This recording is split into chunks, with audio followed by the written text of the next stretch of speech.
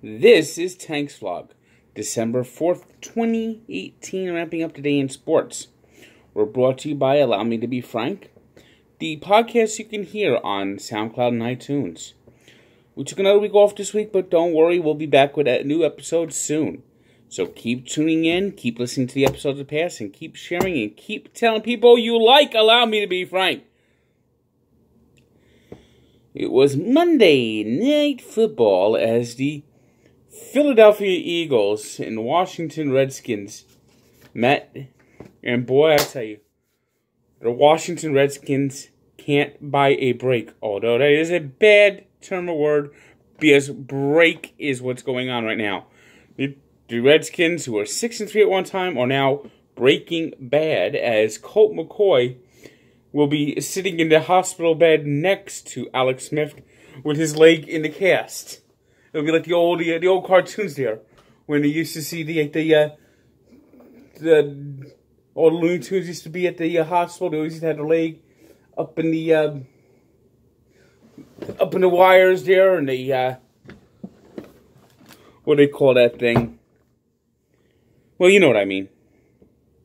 They have the crane that keeps your leg elevated, and it's going to be both quarterbacks. Now it's Mark Butt Fumble Sanchez is your starting quarterback for the Washington Redskins. Meanwhile, the Eagles won the game 28-13. They're back to 6-6. The Redskins are also 6-6. But the 6-6 for the Eagles feels a lot different than the Redskins. Redskins were 6-3, now they're 6-6. And going, whee! The Eagles are crawling their way back like the worm. Like Golden Tate's worm. And they're 6-6, and they play the Cowboys next week. If the Eagles go into Dallas and upset the Cowboys, they will be in first place by tiebreaker. So that's an interesting game to keep your eyes on. Meanwhile, the Washington Redskins.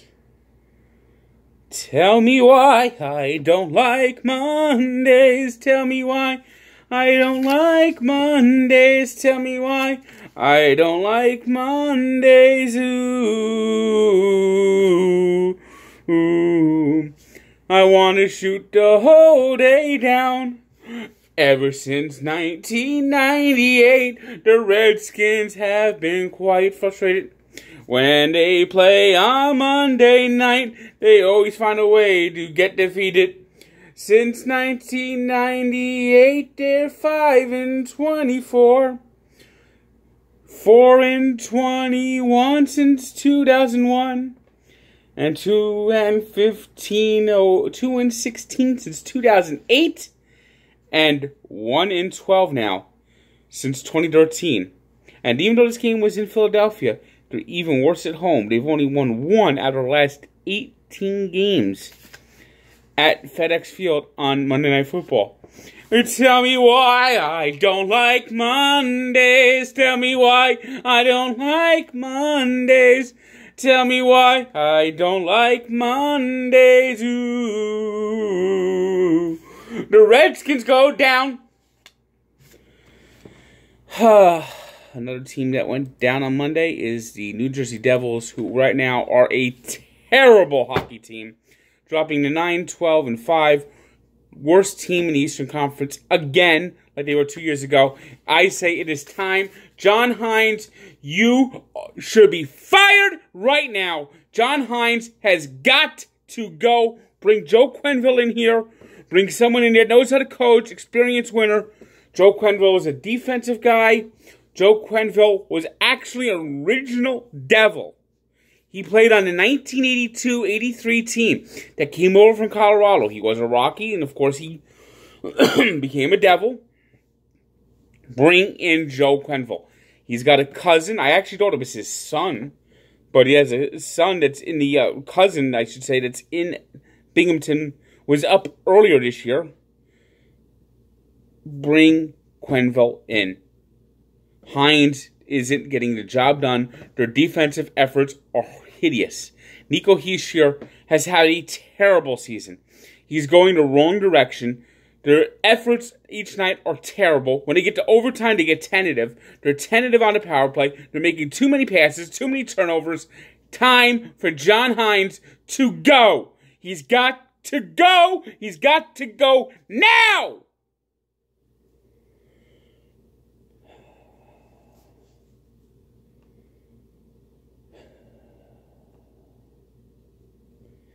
Elsewhere in the NHL, the Sabres are coming back to earth, losing again on Monday.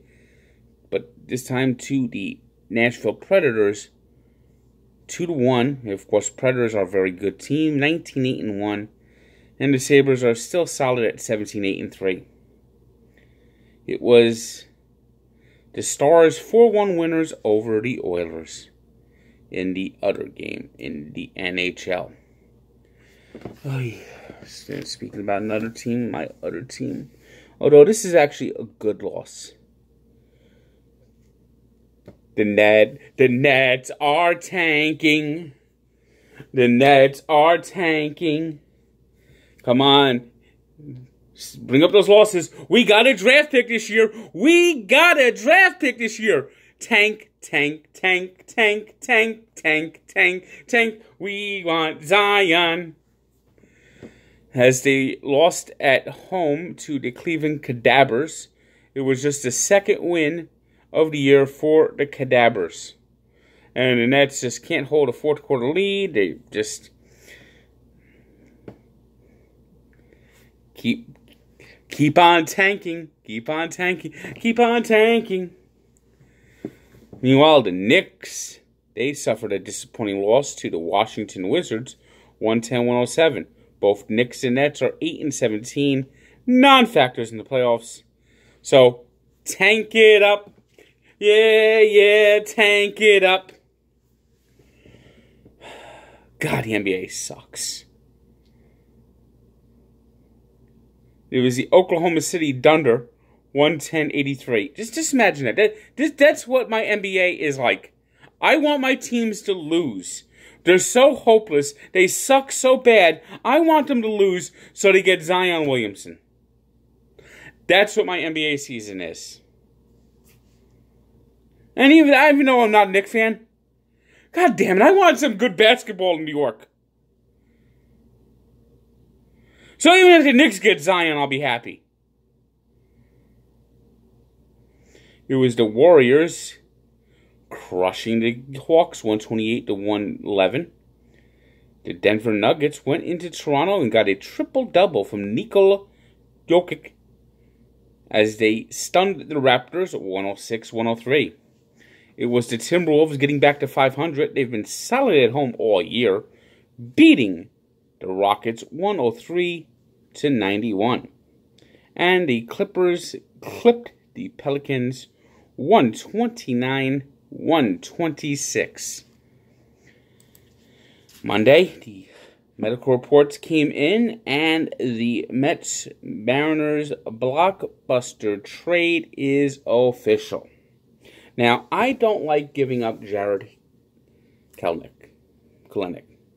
I don't like it. But, when's he coming up? He was drafted out of high school last year. It's not going to be up in 2019. Not going to be up in 2020. Maybe 2021 he'll be ready to play in the majors. The Mets, with this move, are telling me they're going for it in 2019. They want to contend in 2019. And I like that. Robinson Cano has 5 years left on his contract. If they get 2 or 3 good years out of him, it's worth it. If Edwin Diaz is anywhere close to what he did last year, control, one of the best pitchers at... Last year, he was in one-run games. He was unstoppable. He had 57 saves. Tied for second most in a single season. So, you're giving up Kelenic. And you're getting rid of awful contracts. There once was a man named Jay Bruce.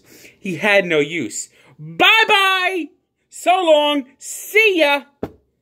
I mean, he's a .230 hitter who accidentally hits home runs every now and then when he's healthy. When he's not healthy, he's totally useless. He's lumbering in the outfield. He's not a good outfielder. And they want to play him at first base? He's got 2 left feet at first base. Anthony Swarzak was god-awful out of the bullpen last year. He couldn't get anybody out. He was a terrible pickup, a terrible signing. He had 1 or 2 good years, so you're getting rid of that contract. Jason Dunn is another prospect they gave up. The Mets have soured on him. He seems to have stalled in the minors. Sounds like Dominic Smith to me. He sounds like a pitching version of Dominic Smith. Let's face it. Sandy Alderson did a terrible job drafting. Now, Kalanick, he had a good season after the Mets signed him last year. He looked good. He looks like he's going to be the real deal. But if he's not, how many Met prospects have failed? Alex Escobar. How many Met prospects? There's a list. Lance Millage, Dominic Smith. I mean, Jay Payton. Alex Ochoa. Greg Jeffries. Fernando Martinez. How many times have the Mets hyped up a prospect only to have him fizzle? You know what you're getting from Robinson Cano. Even though he had a PED suspension last year, in 80 games he had 50 RBI. He batted .300. That's his normal stats. That means he still was Robinson Cano. He could play second, he could play first. You could put McNeil at third, Frazier at first, Peter Alonso could play first. This gives you more flexibility. I didn't want Jay Bruce at first. Jay Bruce is a lumbering 2 left feet Frankenstein at first base. He's a .220 hitter who may hit 30 home runs. Robinson Cano is going to hit you 20 home runs. Maybe he'll hit 30. And he'll have 40 RBI. 40 doubles. And close to 100 RBI. Robinson Cano is a clutch leader. A leader who knows how to win. And this other pitcher they gave up, Gerson Bautista. You remember Gerson Bautista last year. Every time he came in, the pitches he threw were batting practice. Yeah, you can throw 100 miles per hour. So can a pitching machine. You can't throw 100 miles per hour past a major league hitter unless you have movement on it, and he has no movement on it. His pitches got crushed. I remember that 15-inning game against the Cubs. He came in late at that game. He came in after Buddy Bauman, and it all imploded, and he gave up a bomb. A bomb to Javier Baez. A bomb. Gerson Bautista, his ERA was 12-something. I'm not worried about him being good. We got Edwin Diaz. We got Robinson Cano. We're going for it. And hopefully this move singles. The Mets are not done this offseason. And I've been wrong about trades before. Maybe this will blow up in their face. But I like the Robinson Cano trade. And I look forward to seeing him in his introductory press conference. I hear it's going to be this afternoon. So, and I'd love to see Robinson Cano hit a home run next year at Yankee Stadium and have John Sterling have to go, "A home run by Cano, don't you know?" Today's 3 stars are Nikola Jokic of the Nuggets, who had 23 points, 11 rebounds, 15 assists, a triple-double against the Raptors. Carson Wentz, who threw for 306 yards as the Eagles beat the Redskins. And Nikita Kucherov, who had a goal and 3 assists against the Velveeta Soft Devils. Today's birthday shout-out goes to American League Cy Young winner Blake Snell of the Tampa Bay Rays, who turns 26.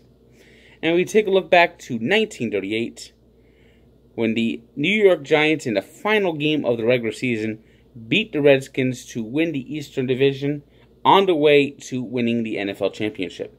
So check out the full story at Barstool Sports and Sports Encyclopedia, where sports history lives. And don't forget to tune in to Allow Me to Be Frank. Listen, and if you have any ideas, drop us a line. You can drop me a line at tank@sportsencyclopedia.com or at our Twitter handle @FrankTheTankPod. Good day.